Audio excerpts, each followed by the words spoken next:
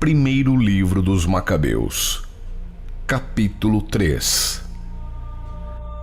Em lugar de Matatias, surgiu Judas, chamado o Macabeu. Deram-lhe apoio todos os seus irmãos e todos os que tinham ficado do lado de seu pai e que combatiam com entusiasmo por Israel. Ele expandiu a glória do seu povo, revestiu a couraça como um gigante, empunhou suas armas de guerra e travou combates, protegendo o acampamento com a sua espada. Por suas façanhas parecia um leão, um filhote de leão rugindo sobre a presa. Perseguia os ímpios que rastreava e metia fogo nos que perturbavam o seu povo. Escondiam-se os ímpios com medo dele, e todos os malfeitores foram tomados de pânico. Por seu intermédio, a salvação foi levada a bom termo. Causou dissabores a muitos reis. A Jacó, porém, alegrou com suas façanhas, e sua memória será para sempre abençoada. Ele passou pelas cidades de Judá, daí exterminando os injustos e afastando de Israel a ira. Sua fama chegou até os confins da terra, porque ele reuniu os que estavam perecendo. Apolônio mobilizou os gentios a um forte contingente da Samaria para lutar contra Israel.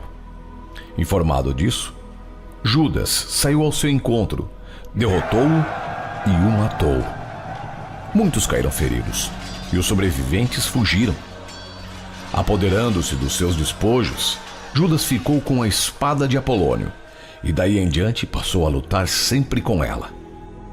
Entretanto, Serom, o chefe do exército da Síria, soube que Judas tinha reunido em torno de si um grande número de homens fiéis dispostos a sair para o combate, e disse: "Vou ficar famoso e ganhar prestígio no reino, vencendo Judas e seus companheiros que desprezam a palavra do rei."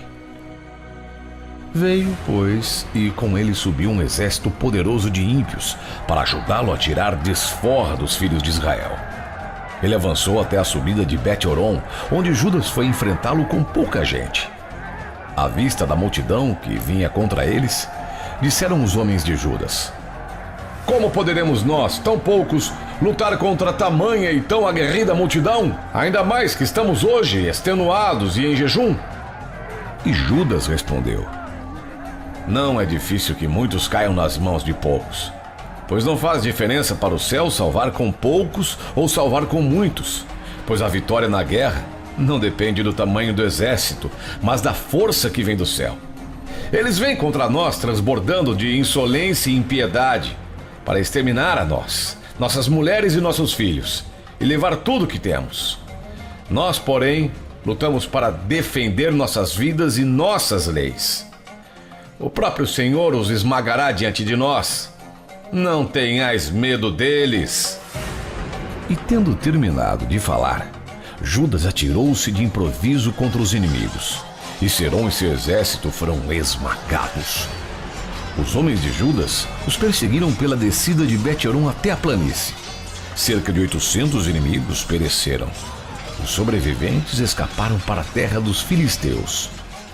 Então Judas e seus irmãos começaram a ser temidos, e os gentios ao redor passaram a ter medo deles. Sua fama chegou até o rei, pois todas as nações comentavam as batalhas de Judas. Ao ouvir esses comentários, Antíoco ficou furioso. Mandou reunir todas as forças do seu reino, um exército poderosíssimo. Abriu o seu tesouro, distribuiu 1 ano de soldo às tropas e ordenou-lhes que ficassem de prontidão. Percebeu, porém, que as reservas do tesouro terminavam e que os tributos da região diminuíam devido às dissensões e ruínas que ele mesmo provocara no país ao querer acabar com as leis antigas. E ficou com medo de não ter mais recursos para seus gastos e doações, como aconteceram outras vezes, as doações que fazia antes com liberalidade, avantajando-se aos reis que o haviam precedido. Consternado profundamente, resolveu ir até a Pérsia para recolher os tributos daquelas províncias e reunir muito dinheiro.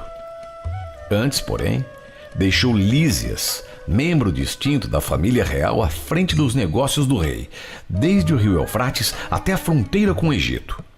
Encarregou-o também de cuidar de seu filho Antíoco até sua volta.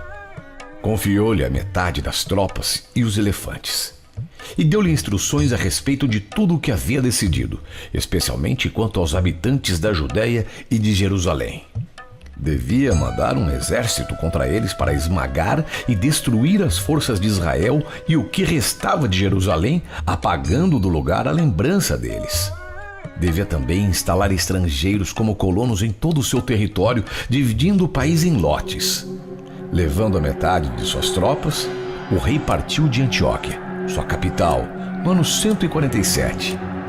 E depois de cruzar o rio Eufrates, começou a percorrer as províncias do Planalto. Lísias escolheu Ptolomeu, filho de Dorimenes, além de Nicanor e Górgias, homens poderosos entre os amigos do rei. Enviou com eles 40.000 homens e 7.000 cavaleiros para invadirem o território de Judá e devastá-lo, segundo a ordem do rei.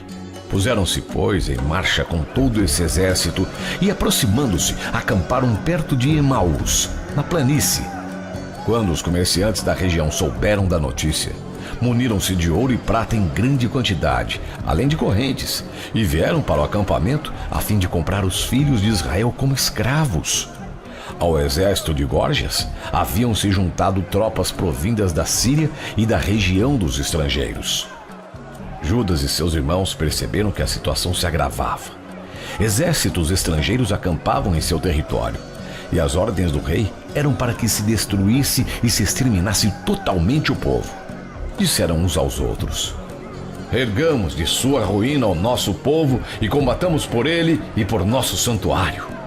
Convocada a assembleia, decidiram ficar preparados para a batalha e começaram a orar, suplicando a Deus por piedade e compaixão. Jerusalém estava despovoada como um deserto. Nenhum de seus filhos nela entrava ou saía, e o seu santuário estava calcado aos pés. Estrangeiros ocupavam a cidadela. Ali se instalaram os gentios. Foi desterrado de Jacó todo o prazer. Não se ouvia mais a flauta nem a cítara. Os judeus reuniram-se e foram para Masfa, perto de Jerusalém, onde havia outrora um lugar de oração para Israel. Jejuaram naquele dia, vestiram panos de saco e cobriram de cinza as cabeças e rasgaram suas vestes. Abriram o livro da lei para consultá-lo, nele procurando o que pagãos perguntavam às imagens de seus ídolos. Trouxeram também os paramentos sacerdotais, as primícias e os dízimos, e convocaram os nazireus que haviam completado o prazo de seus votos. E elevaram a voz até o céu, dizendo: que faremos da nossa gente? E para onde a levaremos? Teu lugar santo foi calcado aos pés e profanado. Teus sacerdotes jazem no luto e na humilhação.